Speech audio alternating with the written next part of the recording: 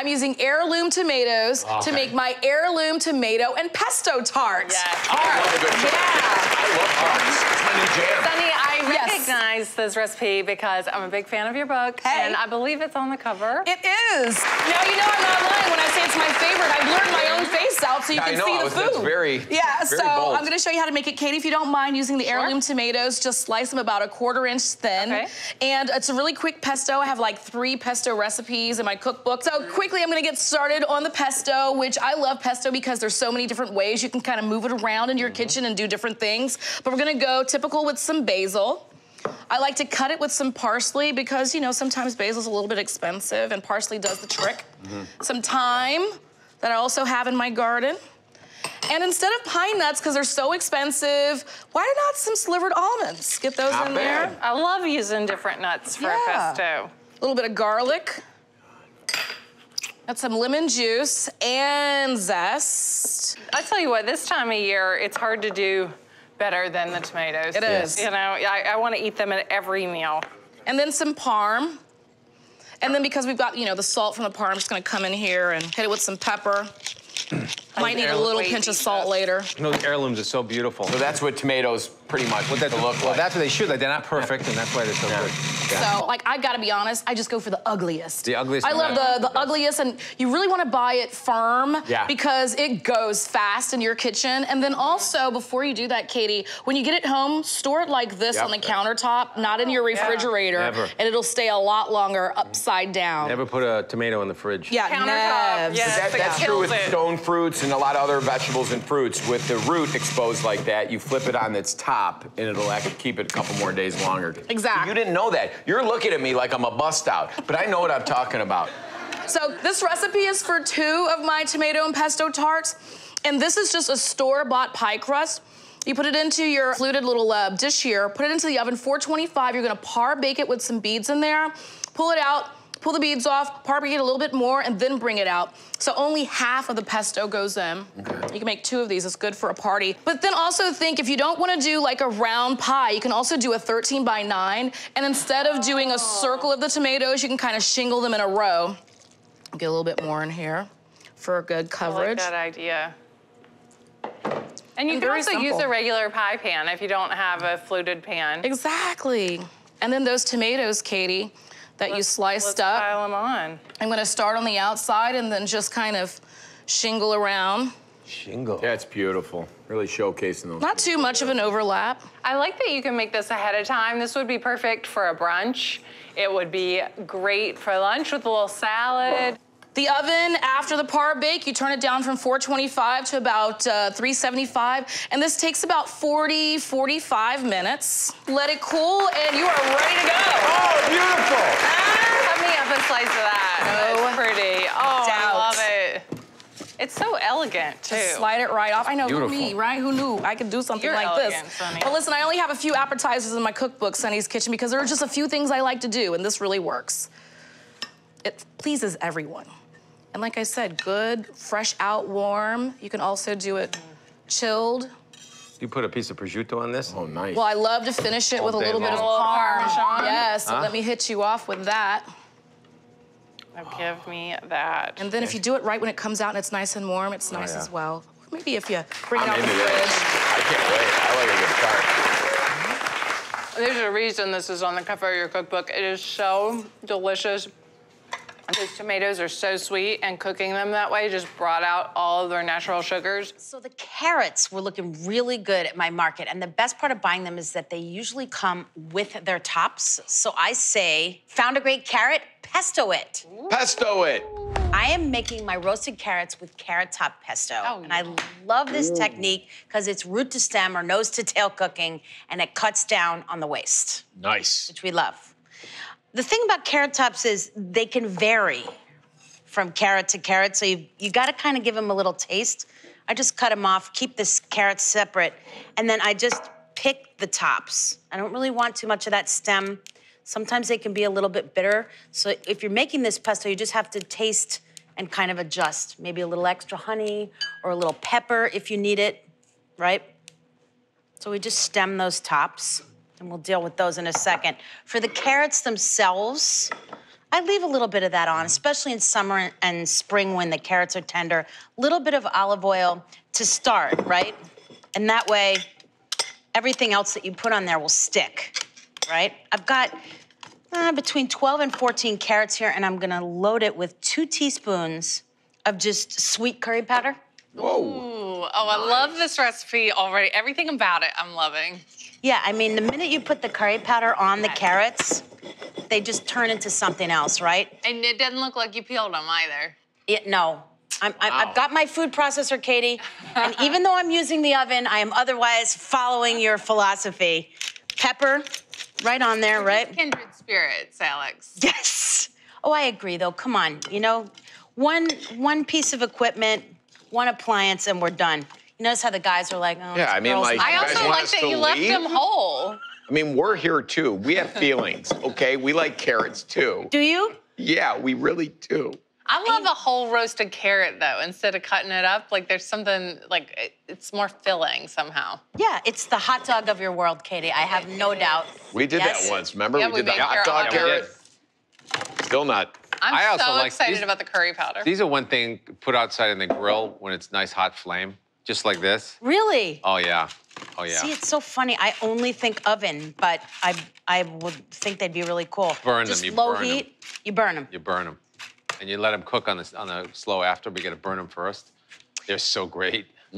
This dish is also because I'm fighting I'm so tired of carrots with cumin and yogurt on every Yes. restaurant menu. This is fighting the burnout of that. So I'm gonna roast these in the oven at 375 for 15 to 20 minutes until they're cooked through. And in the last like 2 minutes of cooking, we're gonna put a little brown sugar and pop them back in the oven so the brown sugar doesn't burn. Alex, great idea putting that brown sugar on there. It's gonna get all sweet and caramelized. So here are some that are cooled. Oh, man. Yeah, you can smell I them, right? want one now. That. And then a little pesto with that. Even though a food processor chops everything up, I find the best use of it is to get everything a little bit ready before you even start chopping. So this is a cup of basil leaves, which I'm gonna add in. And you really need the basil to kind of balance the bitterness of the carrot tops. This is about almost a cup of carrot tops, 3/4 of a cup, just layered in there. Always a pinch of salt, preferably coarse salt to help get everything going. 1/2 cup of walnuts. So underrated, walnuts. 3 tablespoons of olive oil and a tablespoon of honey. So, Alex, what do you think the carrot top taste is like with the basil and everything? How's that work? To me, it's super grassy, the carrot tops. And it's almost like the carrots miss their tops.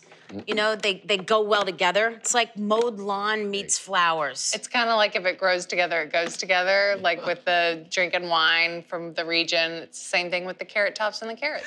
Totally. Did it right. A little, is it on? Yeah, I think I did it. I think Look you at did. I them saw over you- there, the peanut gallery. They were giggling. Yeah, are you guys like laughing at me and expecting? Let's be honest, Jeff. Let's be honest. Yes, we were. Yes, we were. Alex and I are just gonna have our own show. Yeah, I we're know. just gonna chat God it out, bless you. Katie. I can't take this. By the way, big on the pulsing. And it may look a little bit herby, maybe a little dry. Don't be afraid to add a little bit of water. Oh. A couple tablespoons. Really, really underrated and cheap ingredient, water. Finish with a little bit, you know, of just spinning. And feel, Jeff, I didn't say Yeah, I feel you're sending like No, I love the top food of the processor shock waves in my direction. It is. Okay. He's like hoping that it won't go on. I know, I got him. It makes me giggle. Big fan of the scrape down in the middle. Oh God, I'm never gonna be able to put this back on. Oh yeah. Oh, for sure. You did. She nailed that Add one. a touch more water. I'm really into this water in the pesto. I didn't know about that. So underrated. Touch more olive oil just to bring because it up. pesto can be so heavy. There's so much oil in it. That's a great, Yeah. great You know, if tip. you don't have walnuts, I'm getting into using breadcrumbs instead of nuts. Really? Really, I love the mouthfeel of it. It's really interesting. You mean that kind of sandiness, like a Yeah, what, like a it's- toasted panko or It's different. what? It's really different. Great. All right. So what do you guys like to pesto? since we went boating already, now we're pestoing. We're in pestoing. We boated. I love a pistachio pesto with pasta. It's off the charts delicious. I'm like an arugula with sun-dried tomatoes, but like a real hearty arugula. It's peppery. Big one. Balance it out with the little sun-dried tomatoes for sweetness. The Papa Bear and then make arugula. it hot. The big arugula. Yeah, like a little Calabrian chili in there. Oh, wow. I know that this may come as a shock to you, but I love kale pesto. Oh, No, I can't. What about you, Sonny? Listen, my favorite pesto is collard green pesto. One year I was growing collards in my garden and I had so many, I just said, let me pesto them. Delicious. But instead of pine nuts, I use pecans, which made sense to me because collard greens always remind me of North Carolina. And pecans are big there. Oh, I love that. It's delicious. You got to try it sometime. Pecans, collards, pesto. That's Good combo. delicious. wow. I just season this up a little bit. I leave the pesto like this. When I am just about to serve it, or, you know, right before, then I add the acid. A little bit of apple cider vinegar, might throw a little on the carrots. Not before. Keep it vibrant green, and when you're ready to serve, just give it a dash of vinegar. Because the acid will make it less green, right? Yeah, definitely. Less verdant. Kills the color. I also just feel like when the acid is added fresh and it doesn't have time to sit, in this case, it just tastes better. It's like a squeeze of lemon, right? Yeah, exactly. And you could really add lemon here, but I kind of like, I like a little apple cider or Here's the dolloper. classic distilled white vinegar would be really good. Something really punchy. It's not, you know, it's not a delicate moment for rice wine right now. And then just literally, I like to mix them a little bit just to drag any last bit of seasoning off. And then you literally can just lay them. This is a beautiful dish. So pretty. Little tic-tac-toe, little 1972 vibes in there. Yeah, I like that. A little bit more on top just to let people know that there is no yogurt or cumin on this dish. There's no fresh mint. There's no... No. Well, Katie has the mint so perfect with the eggplant, I thought. And you use those carrot tops. You know, you feel guilty when you bring your carrots home and you just cut and throw away. And in fact, a lot of farmers, they have just a big bag of tops. You can just ask them for the tops. A lot of them give them to the animals, you know, and it's a really good, makes good compost also. The goats. The goats, everything. Is your hamster? My hamster, I was gonna Bopper? say that. I didn't want to bring him up again, but Bopper just eats those stems like Bopper crazy. The stems that you didn't throw away, by the way. Bopper. Bopper would love this dish. She would. Well, Bopper's gonna have to wait in line because Mama's hungry. This is just a little bit, and you know, it's fun to, I'm doing the Jeezy gather up. You got to do that. I'm telling you, it's the way to live life. Jeffrey makes, if you don't know this about him, he's a big maker of the perfect bite, which I love. And that's when you know food is really an act of love, right? Can't wait to taste this. Really good. You need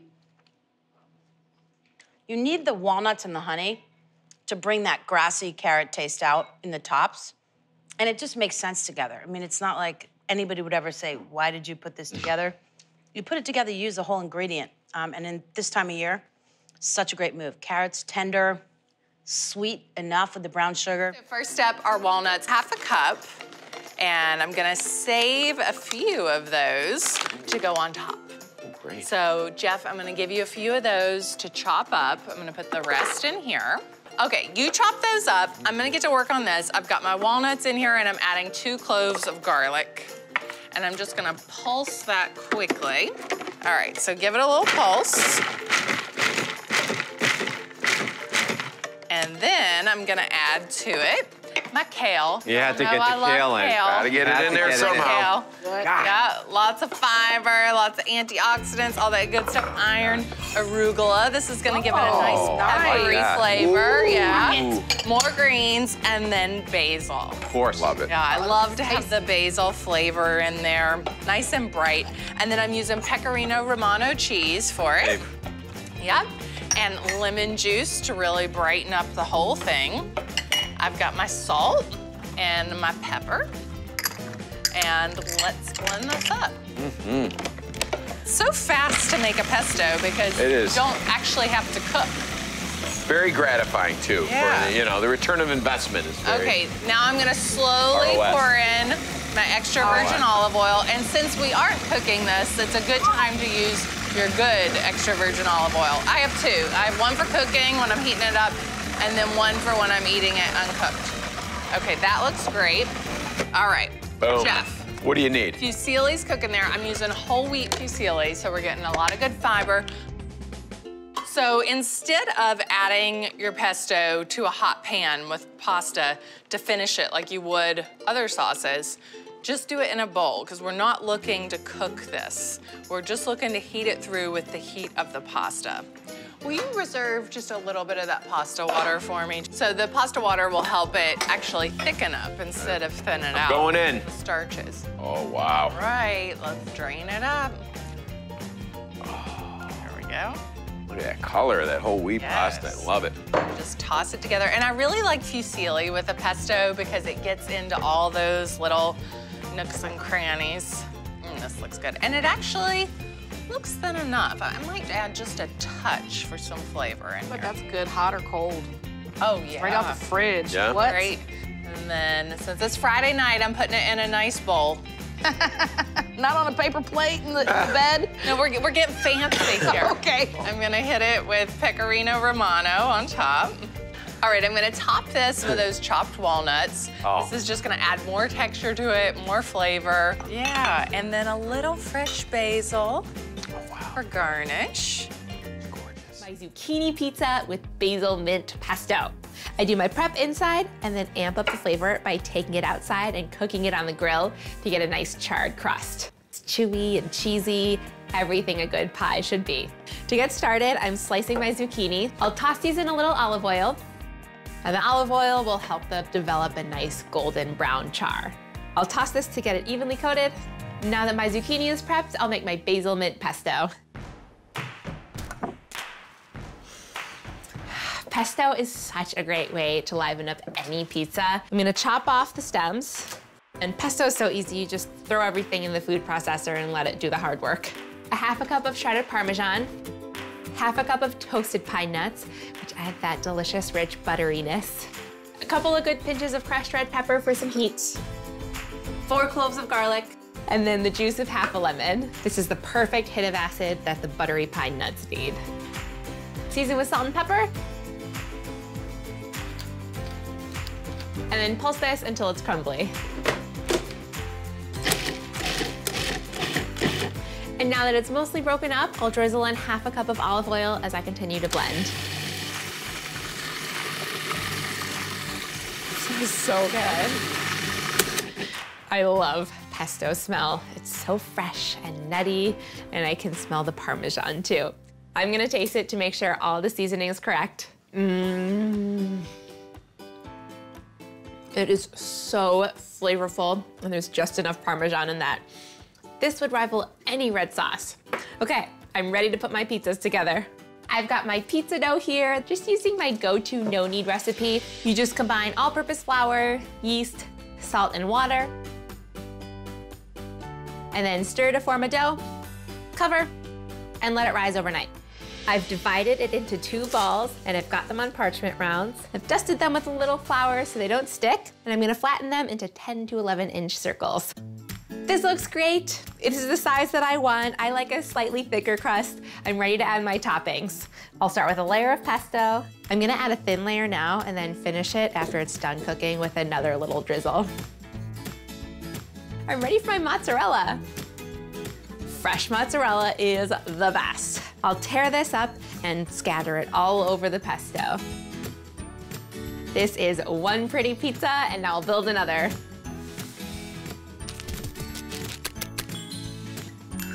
These pizzas are gonna be too good, but not too good to eat. Okay, it's time to grill. Okay, so first we've gotta grill the zucchini and get some nice char marks on it. It's oiled and ready to go. I'm gonna put it on right here. I'm just grilling the zucchini for about a minute on each side, just to get those nice char marks. I'm also gonna grill the lemon because that's gonna caramelize it and make it taste a little funky and really good. Okay, the zucchini is ready to flip. I can see some of the brown marks around the edges. Okay, now that the zucchini is nicely charred, I'm gonna salt it. Do you think you can handle helping me out grilling the pizzas? I never thought you'd ask. The pizza stone has been preheating and it's ready to go. Just slide it on. Okay, I'm gonna put some of the zucchini on. We don't want them to overlap. Just a single layer of zucchini, kind of an abstract fashion. That smells so good. You smell that, pesto? Okay, we're gonna keep this closed. Okay. It'll cook at 500 degrees for 6 to 9 minutes until the cheese has golden splotches all over. If you're cooking it in a regular oven, same time and temp. So I'm starting by scrambling some eggs. I just whisked 6 eggs with salt and pepper, and I put them into a skillet with some melted butter. And I'm going to just go ahead and add some spinach and start to give it a stir. And this is a good time to whip out the pesto. I was trying to be all fancy, and I put the jarred pesto into a bowl. I should have just kept it in the jar so you really could have seen the store-bought nature of the pesto, but I'm adding quite a bit, as you can see. Okay, so basically I'm just stirring the eggs, and I'm gonna cook them until the eggs are set, and it's really not gonna take long because this skillet was nice and hot. Look at this egg mixture. Delicious. Very green. Very green, very wonderful. So the eggs are pretty much cooked. So this is a good time to add the cheese, and I am using Fontina. I grated it myself just to make sure it's extra creamy. But you could do pepper jack cheese. You could do like a kind of a Tex-Mex version of these eggs where, you know, you add some peppers and chilies. These eggs are pretty much done. Check them out. Wow. As green can be, as cheesy can be. Okay, so I'm just kind of getting them into a single layer. I'll turn off the heat. And now I'm gonna build the pockets. And I'm using store-bought puff pastry, which comes frozen. I thawed it overnight, and then I cut it into rectangles. And grab approximately 1/6 of the egg mixture. Ooh, gosh, and get it right in the middle of. Ideally, if you have time, you can let this mixture cool just a little bit, but we never have time for such things, do we? No. And just leave a little border around the edge. And then for the ham, I've got really small little pieces of deli ham, and I'm just folding them over twice and put them right there. So check that out, Alex. Yum. And then I'm gonna brush an egg wash, which is just egg beaten with a little water all around the edge. I may have filled this a little bit too full. Maybe hard to close it. I'm not gonna say I filled it too full. I'm gonna say I was very optimistic, which is a good place to be. I'm gonna take the second puff pastry rectangle and then just put it on top, let the edges meet up. Woo! Yes, eggs are coming out the side of that, but that's okay. And then I've got a fork and I'll crimp it shut, and that should take care of that little egg issue over on the side. Puff pastry, by definition, puffs quite a bit when it bakes. So if you don't put enough filling in it, you're gonna have a whole lot of bread, which isn't necessarily a bad thing. I'm gonna put it on a sheet pan with parchment, and now I'm gonna build 5 more just like this.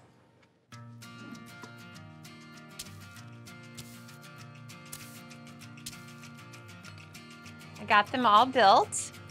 And before they go into the oven, I'm gonna brush the rest of the egg wash. This just helps the surface of the puff pastry look really pretty and keeps it from looking too dry.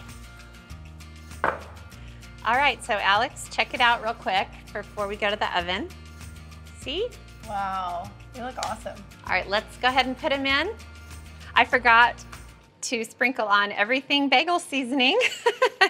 You should do this after you brush on the egg wash. All right, those look good. So back into the 400-degree oven, and we'll see you back here when they're ready. All right, the pesto pastry puffs are ready. Check these out, Alex, before you go. Wow, those look so good. They smell amazing. They smell of pesto and pure bliss. I'm gonna get them right onto a platter.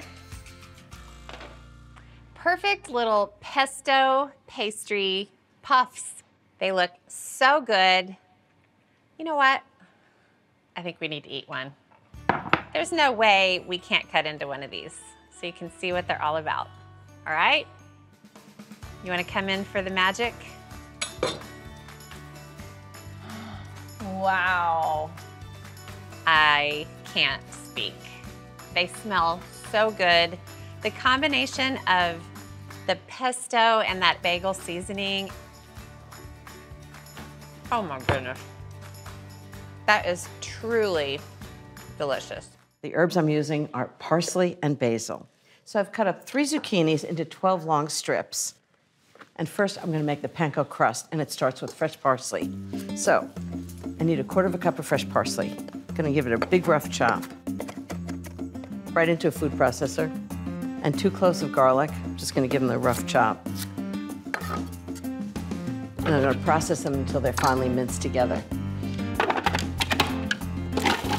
Just think how much flavor this has already. Okay, now I'm gonna add some other good stuff. So 1 1/4 cups of panko crumbs, which is Japanese bread flakes. I think they're better than breadcrumbs, just because they have more crunch to them. 3/4 cup of grated Parmesan cheese. Pinch of red pepper flakes, give it a little heat. Teaspoon of salt. 1/2 teaspoon of pepper. Next, I need 4 tablespoons of olive oil. So just pulse this just until the panko is moistened with the oil. Smells great. Okay, I'm just gonna put the panko crumb mixture on a plate so I can roll the zucchini strips in it. This just smells incredible. Okay, next is pesto. And what I'm gonna do is I'm gonna dip the zucchini sticks into the pesto, then into the panko crumbs. This is homemade pesto, and trust me, it's easier than you think. First, put 1/4 cup of walnuts in a food processor fitted with a steel blade, followed by 1/4 cup of pine nuts and 9 cloves of chopped garlic. Then process it for 30 seconds. Next, add 5 cups of fresh basil leaves. It'll seem like a lot, but you need it all. Then add a teaspoon of salt, a teaspoon of black pepper, turn the processor on, and with the motor running, slowly pour in 1 1/2 cups of olive oil, and keep pureeing it until the pesto is really smooth. Then add a cup of freshly grated Parmesan cheese and process it for a moment. Put it into a quart container. Pour olive oil over the top so it stays green, and that's it. I've got 1/2 cup of pesto, and I'm gonna add 1/4 cup of olive oil. Just whisk it right in. I'm gonna take a zucchini stick, just dip it in the pesto, then dip it in the panko crumbs. So just press them in a little bit so they adhere. Okay, that's one dipped and coated. I'm gonna do the rest.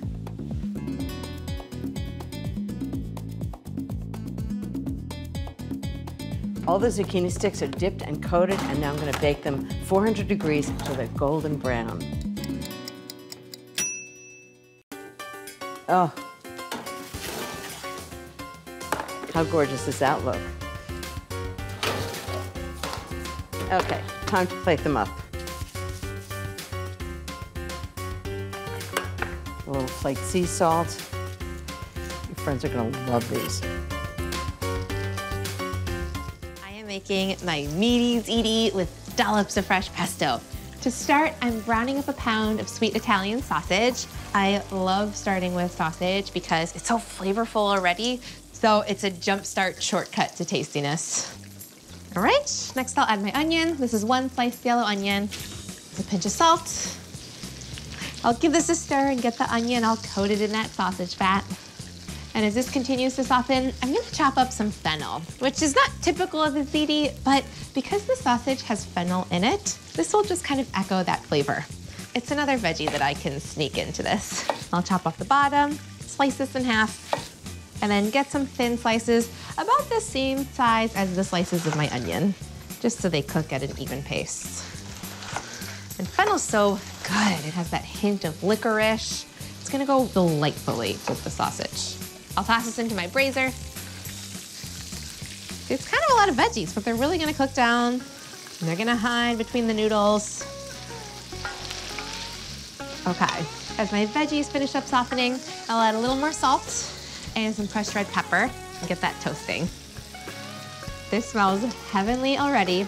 Now there are a lot of bits stuck to the bottom of my pan. Those harness so much flavor. So I'm gonna loosen them up by pouring in a ½ cup of red wine. This is called deglazing if you wanna get fancy. So as this gets down to the bottom of the pot, I'm gonna use my spoon to scrape up those bits stuck to the bottom. And those will just infuse even more flavor. I'm gonna let this wine cook off and reduce by about half. All right, I've got 1 big can of whole peeled tomatoes that I'll add to my mixture, and I'll do it with my hands so that I can break them up. All right, I'll pour in the juices as well. And I'll make it a little saucier with some added tomato sauce too. And a little water.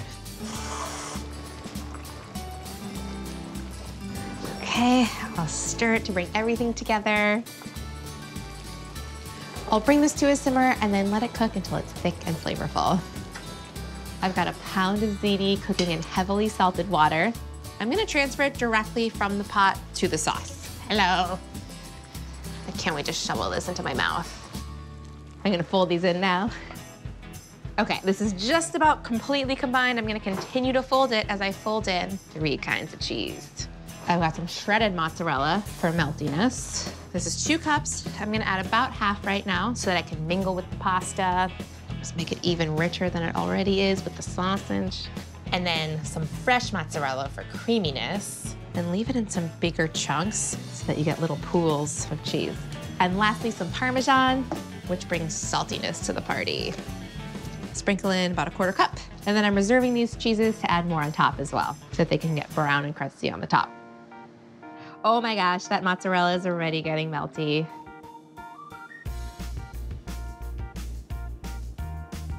I'll finish off my ziti with a little more parm, shredded mozzarella, and big tears of the fresh stuff too.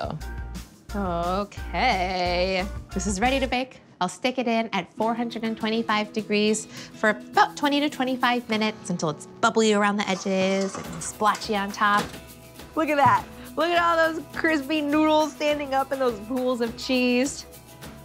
Somehow this is gonna get better, and it's because of the pesto dollops. I made it all in the food processor, super easy. I just pile in almonds, my reserved fennel fronds, basil and parsley, a clove of garlic, lemon juice for brightness, some salt and Parmesan to make it extra tasty, and olive oil. It's got lovely hints of licorice and loads of freshness. Black pepper, and what the heck, some more Parmesan. Oh, there's a cheese pull. Hello. Oh. The brightness of the pesto cuts the richness of everything else so perfectly. This is so good. It should be illegal. Roast tomatoes with pesto and Parmesan is happily one of those dishes you can make all year round. There's something about roasting tomatoes that really brings out the flavor. I'm going to show you how to do it. So I'm starting with these small round tomatoes that I have in the garden, and I'm just slicing them a ½ inch thick. I'm just going to put them on a sheet pan. You don't want to put paper underneath it. You just want to do it directly on the sheet pan because you want them to brown nicely. The one thing you want to make sure is that this dish that it goes with is kind of quiet because these are really flavorful. So just line them up on a sheet pan. I can believe how easy this is. Drizzle of olive oil always gives them lots of flavor. That looks good already. And then I'm going to put oregano on it. I usually use dried oregano. I don't love fresh oregano. I think it's really too strong.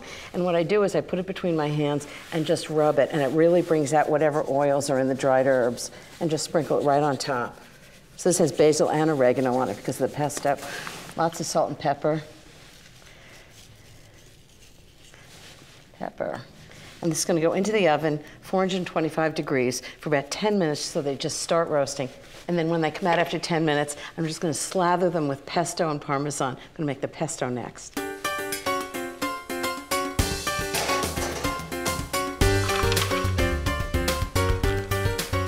So I've got a 1/4 cup of walnuts, 1/4 cup of pinoles, and lots of garlic. So 3 tablespoons of garlic. That's about 9 cloves. Okay, just gonna give it a quick whir.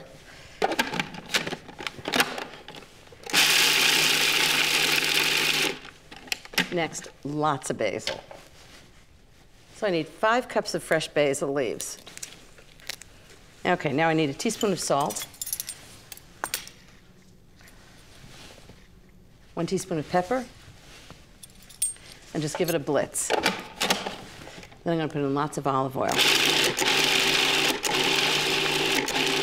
Already smelling like pesto. Okay, next is 1½ cups of olive oil. This is what makes it into a sauce, which is really what pesto is. I use good California olive oil. I think it's got a nice fruity flavor. Sometimes olive oil can be kind of turpentine-y or a little bitter. I don't like that flavor in olive oil. So just pour it in slowly, the way you would make mayonnaise, so it gets absorbed into the sauce. And the last thing is lots of Parmesan cheese. So I'm gonna put in about a cup of Parmesan cheese. It's actually ground. I think it's a better way to measure it, grinding it rather than grating it. Just give it a last whir. And it's done, and I think the tomatoes are ready too. Take each one, just put a little dab of pesto on each tomato. Doesn't that look fantastic? And then I'm gonna put Parmesan cheese on top. About a ½ cup of Parmesan cheese, just sprinkle on top. It's gonna get all bubbly and delicious. It's gonna be fantastic. Okay, into the oven, keeping it at 425 for another 7 to 10 minutes, and they're gonna be kind of browned and bubbly and so delicious.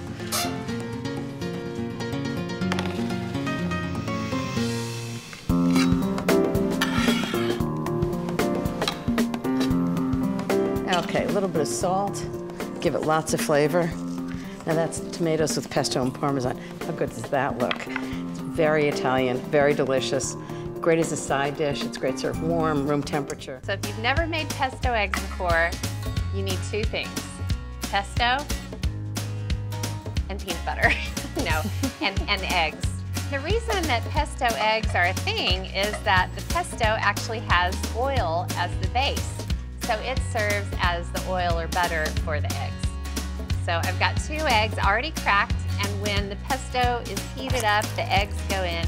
So while the eggs cook, I'm gonna get the toast ready. It is very simple. I've just got a really good piece of thick sliced sourdough, and I've got some roasted garlic aioli, which is kind of a fancy way of saying mayonnaise, but it's got roasted garlic in it. Oh man, oh man. Then I've got some sliced Gouda cheese. Is it Gouda? It's really Gouda. And I'm spreading it on top. And then, come with me, Alex. We're gonna put this under the broiler. So I'm gonna put it under the broiler until the cheese melts and is pretty bubbly. That's not gonna take very long. So hopefully, the eggs will be done by the time the toast is ready. So I'm gonna sprinkle some salt and pepper over the eggs. And then I've also got some crushed red pepper flakes, just to add a little bit of heat. Crucial. Sprinkle those over the eggs.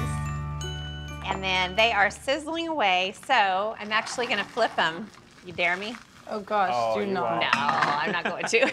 Do it. You can No, do it. I better not. I don't want do to it. show off. Actually, I might. Oh no. No way.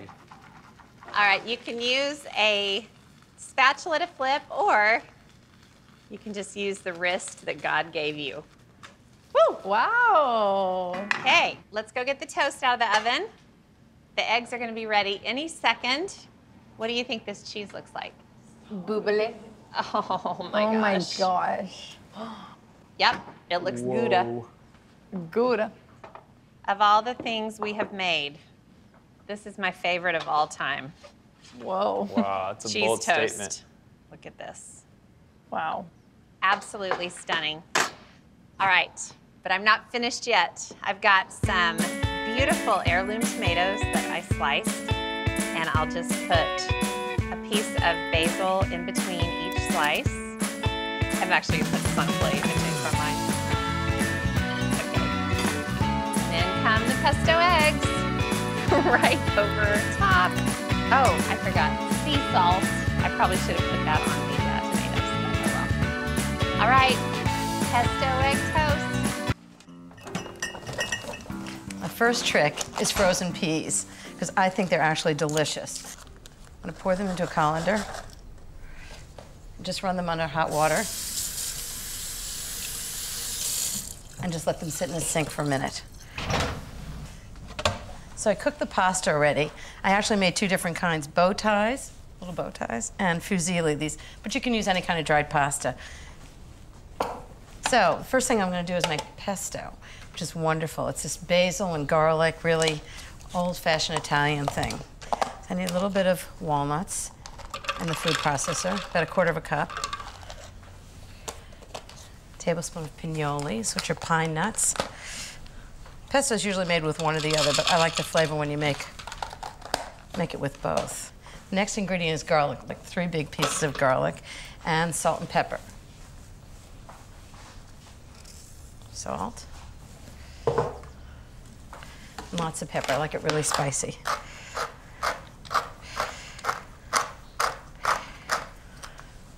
Lots of pepper. And then 1½ cups of basil. Just dump it right in. And I'm gonna puree this. And then while that's going, I'm gonna pour in about 1/3 cup of olive oil. Right through the feed tube.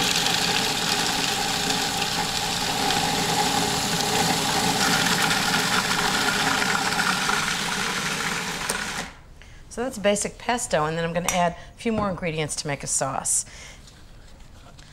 For some Parmesan cheese.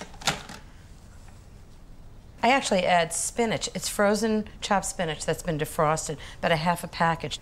And about 3/4 cup of mayonnaise. And just a squeeze of fresh lemon. There we go, nice lemon. The lemon and the spinach are gonna keep the pesto from turning brown. So just stir it up. Just taste it to make sure it's perfect. Remember, the sauce has to be really flavorful because the pasta doesn't have much flavor. I'm gonna toss this together. So you can really smell the garlic, and you see the spinach has kept the pesto really green. So now we have pasta pesto, we need peas. So I have the frozen peas that I've defrosted. I'm just gonna add some, maybe 1/2 package. And for lots of flavor, I'm gonna add more Parmesan cheese. It's a little more salt. And pepper. And the last ingredient is pinole nuts. I think these really add just a great flavor to the salad. And they look great, so it's green and white. So let's make sure this tastes right. Oh, it's got so much flavor. Parmesan and basil and garlic.